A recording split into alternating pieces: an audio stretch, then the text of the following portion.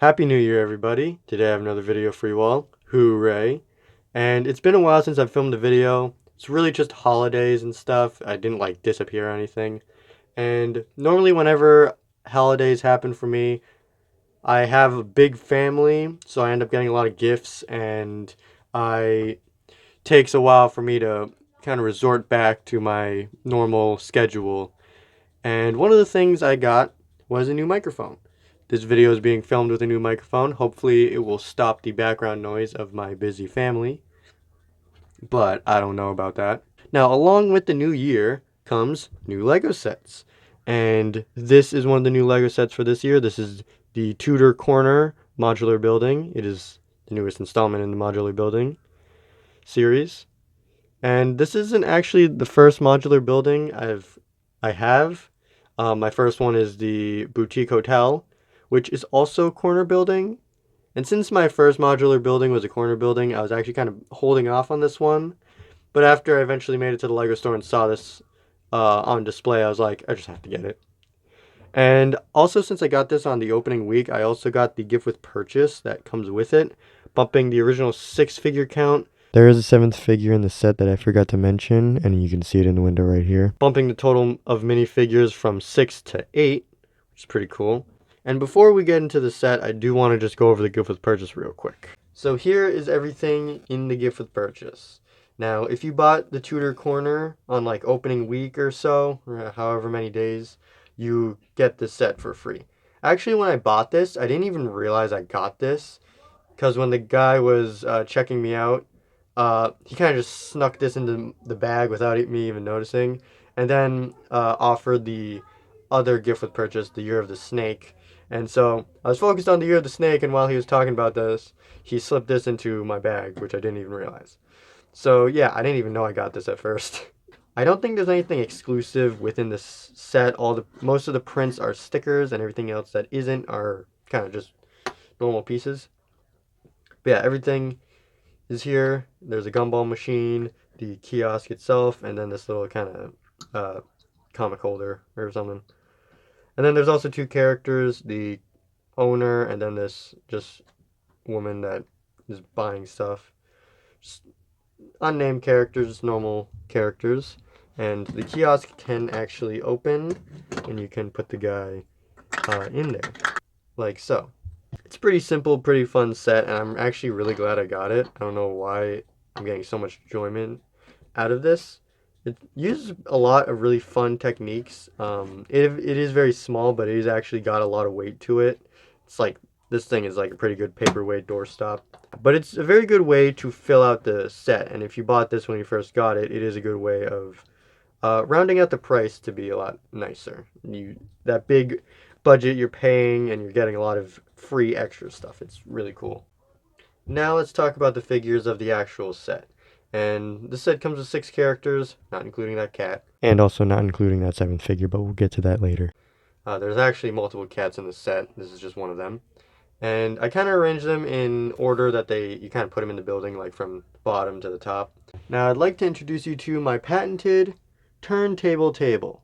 This turntable table will help us look at minifigures better and any included accessories, because my camera can't go low enough to look at them properly. Anyways, here's the first minifigure of the set. This is kind of just generic woman with red hat and coat with pink umbrella. I don't think she has a name or a purpose in the set besides just building up the minifigure collection within the set. And yeah, I believe these are all reused assets. The body piece might actually be exclusive to the set, but I don't know, because I'm pretty sure I've seen this phase hat and umbrella before. I know that comes in a few Harry Potter sets. Next up, we have the cook of the inn of the Tudor Corner. Again, I believe these are all reused assets. Alright, so the third and technically fourth minifigure of the set are the tailor and the mannequin. Now this guy is the owner of the fabric shop on the side of the building. And technically the mannequin is not a minifigure, but it uses minifigure parts. So technically it is, but it also isn't. And it's also featured on the box, but it's featured as an accessory for this guy. So yeah, I'm just going to show them both here so nobody asks about it in the comments. And these are all reused assets for this mannequin here. Now on to the clockmaker. And this guy is probably my favorite character of the set, just for that mustache alone. Everything else is reused assets. I'm pretty sure the torso is new, but this apron print down the front has been used before, and it always bothers me because it's never straight. As you see, if you look really closely, it is ever so slightly askewed on that side. And I'm pretty sure every leg piece that I have with this apron print on it is like this. The next figure of the set is the animal lover, and she lives in the apartment on the very top of the building. And I'll talk more about this character later on, because this character actually has some story that I have some mixed opinions on. And she's the one who comes with this cat, and also this bike here. It's actually kind of cool bike. Let me show this off a little better. This bike, it's not just a normal bike, it's like a half bike, and then it has all this and these additional connectors.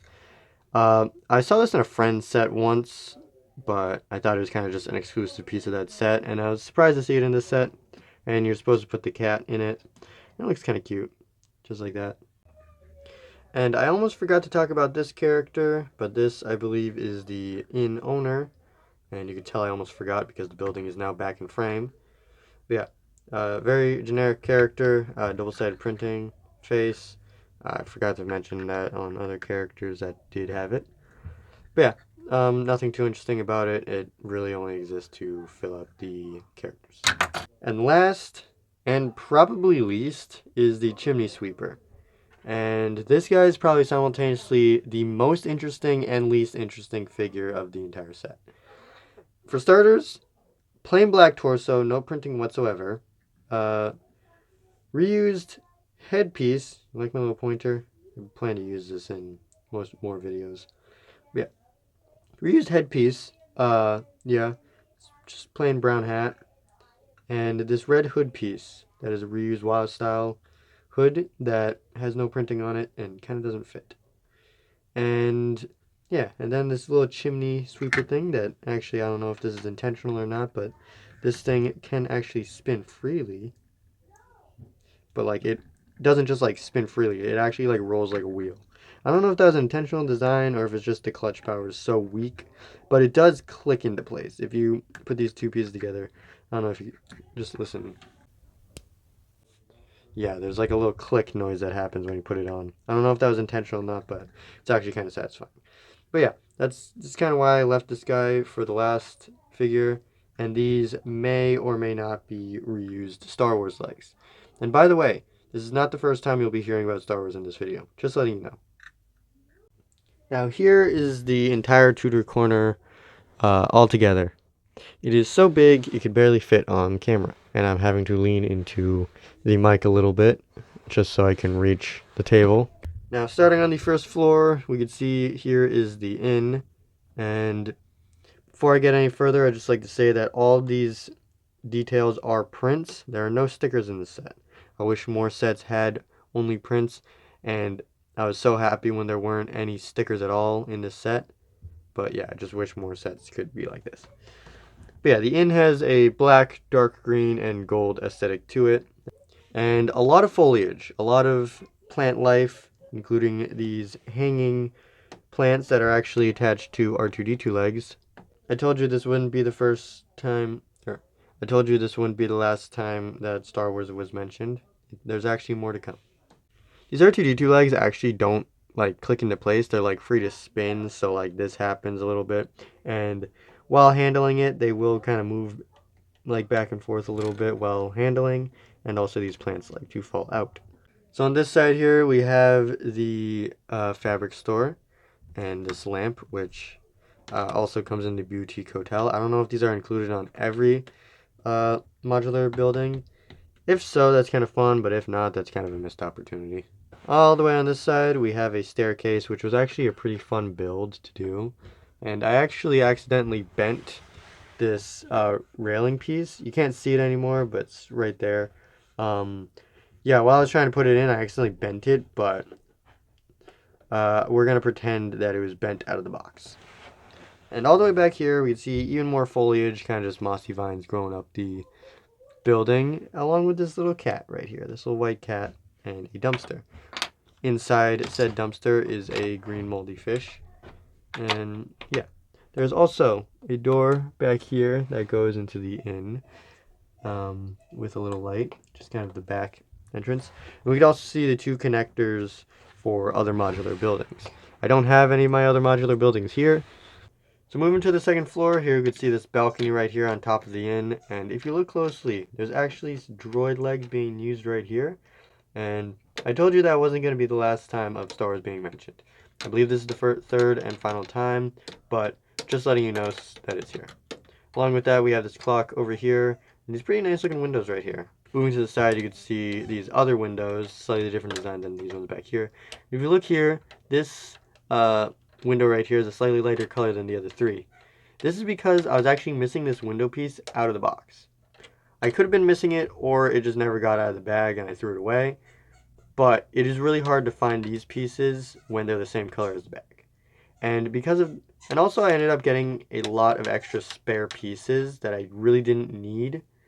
There was a clip piece somewhere in the set that I got 2 of, and I thought that I had missed a step, but then I went to the end of the instructions and read it, and there's only supposed to be 1 in the set, but I got 2 for some reason. But yeah, because of that, I think the set misgauged how many pieces were in it, and I was missing this window piece.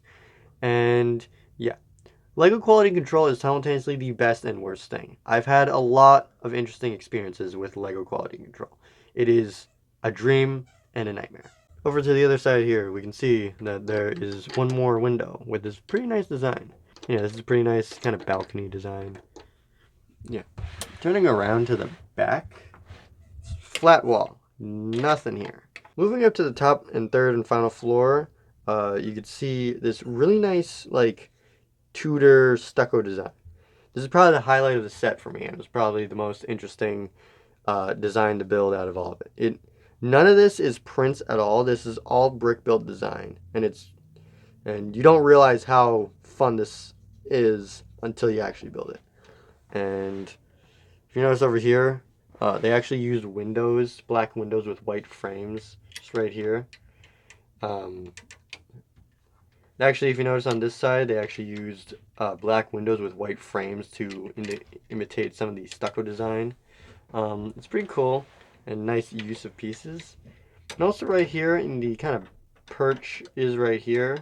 There are these weird kind of arm pieces. I don't know if I can get to these, but these are really weird pieces, and I don't know why these exist or what these originated in, or if this is like the origin of this piece. By the way, excuse the squeaking in the background if you can hear it.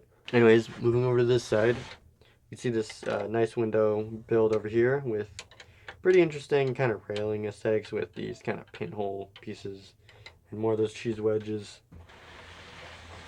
Empty wall, window, balcony, pipe. Basically nothing going on besides this and that on the roof. And also there's this nice little kind of balcony thing over here. Now getting to the first floor, and this floor has the most going on inside of it, having 4 rooms in total. There's one back here that you can't see. But getting into it, so here we have the dining area, the kitchen, this wall can be removed, and the fabric store. I always appreciate how much detail these modulars always pack in. As you can see, there's all sorts of little things going on over here. Coffee pot, all sorts of different like bottles and stuff, and all sorts of stuff right here. I like this one plate with the breakfast on it. Yeah. And there's also this little dining area back here that you can't really see very well. Spinning it all the way around over to the stairs here.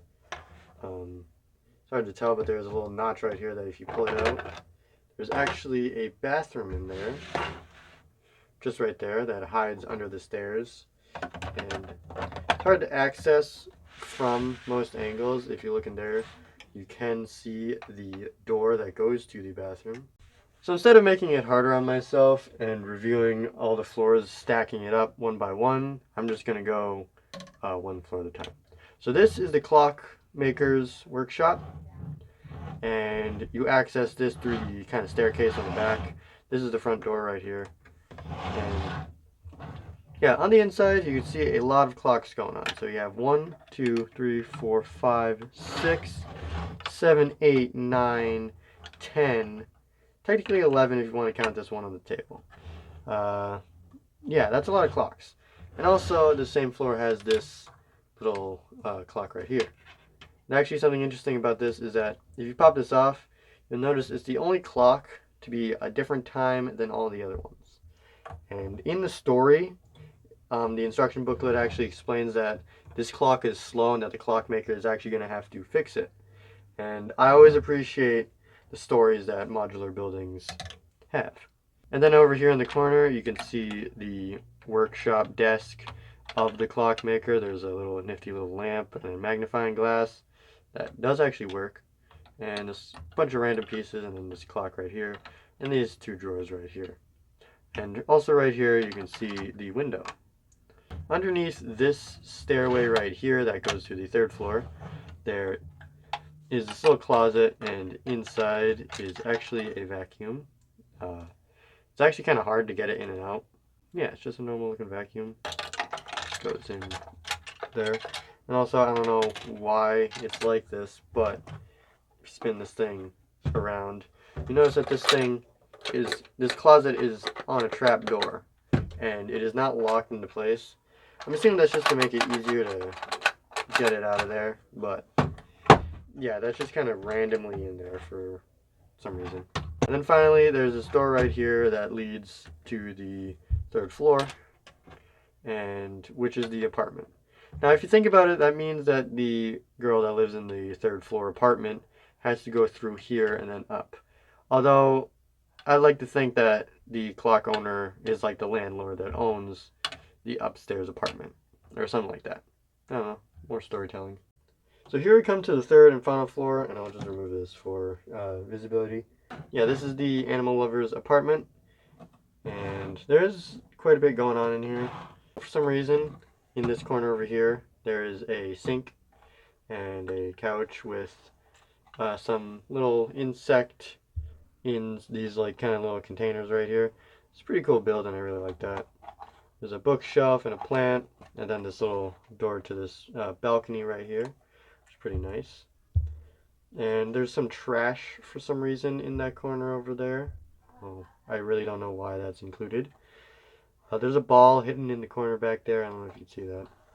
Looking at this back wall, you can see this little print back here that if you take it out, it has a lanyard printed on it that is supposed to represent hidden disabilities, basically implying that the animal lover has some sort of hidden disability. And I kind of have mixed emotions of this. It's kind of nice that it was included, or represented like a nice little Easter egg for someone who has hidden disabilities. But I can't help but feel that it's almost stereotyping a little bit. But just kind of the overuse of this kind of bluish, dark bluish green color, and also the kind of trash and randomness just thrown around. I don't know. It just, me who I know I'm on the spectrum. I don't really know what I have, but I'm on the spectrum. It just feels like weird stereotyping. Like, I don't know. It just weirds me out. I'm not like upset by it, but it just weirds me out. Yeah, but besides that, it's a very nicely decorated area. The bookshelves, pretty cool build. I wonder if I can pull them out. Yeah, the bookshelves are a nice build. They just kind of sit right there. And yeah, there's this balcony right here that goes out to the window from up front right here. And yeah, there's also this ladder that goes up to the roof, which kind of sits on top like this. As you can see, it leads to this opening up here on the roof, and that basically means that the chimney sweeper has to go through her apartment and the clock shop, although I'm assuming that he's hired to clean it. So altogether, it's a really nice build, and it's out of the two of the boutique hotel and this set, I honestly prefer this one because the boutique hotel didn't really have much interesting going on for it besides its fancy shape. The interior is kind of lackluster for that set, but this has a lot more going on. There's a lot more just outside and inside. It's, to be honest, the fact that it's two buildings on the outside instead of one, and then on the inside it's like a bunch of stuff going on with an apartment, a workshop, and then two different stores on the bottom.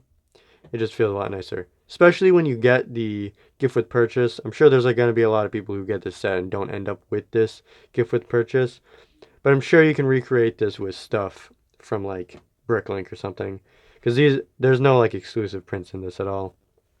But in my opinion, I wish the gift with purchase had a way of like connecting to it, whether it be like there's just like a gap on the sidewalk that this could just connect to, or even that this was on like an actual base plate instead of just a normal plate. So like it could connect up with the pins. But yeah, it's not that bad altogether. There's a really nice selection of minifigures, especially after I remember to count that one right there. And it just looks nice as a display piece on its own. And even if you don't have the gift with purchase, it's still a really nice set. I hope you enjoyed today's video. If you did, please leave a like and subscribe. And I might do a video on other sets because I do have other bigger sets. Like I have the Barad-dûr Avengers Tower and all sorts of other sets like that that I might show off on the channel at some point. And yeah, until next time, bye-bye.